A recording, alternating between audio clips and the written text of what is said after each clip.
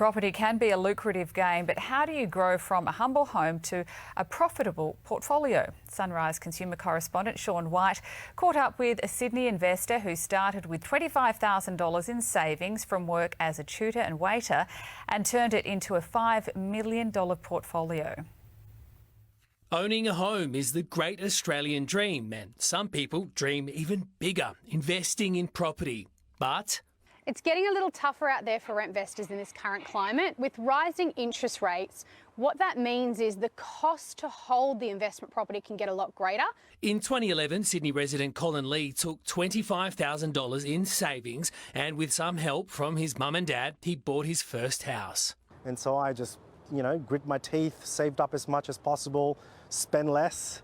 And that was really how I got started. He purchased a two-bedroom flat, and as a first home buyer, Colin was able to capitalise on stamp duty exemptions, plus the first home owner's grant. It's currently $10,000 in many states, but it jumps to $15,000 in Queensland and South Australia, and double that in Tassie. But how does one property become many? The more properties you have exposed in the growth of the market, the more you're able to leverage that and continue to utilise that to as a deposit for the next and the next. And with the leverage, Colin bought his second place. It's really a combination of equity, which is the capital growth from that first property, and my savings. But with the official interest rate at a 6-year high of 1.85% and further increases on the horizon, it's not always so simple.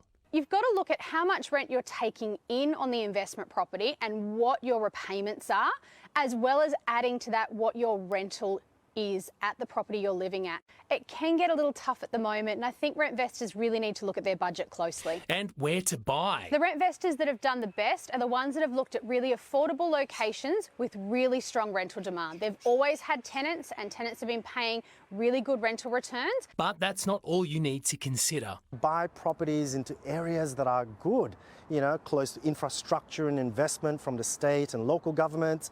You've got hospitals and aged care facilities. Suburbs with more owner-occupiers have also had the best capital growth. They're all tips that Colin has used, and he now rakes in $150,000 every year, thanks to his 7 investment properties. Properties are generally quite forgiving, so the longer you hold it, the luckier you're going to be. The properties have given me freedom and flexibility to do the things that I enjoy with my family and with the people that I love. Sean White, 7 News.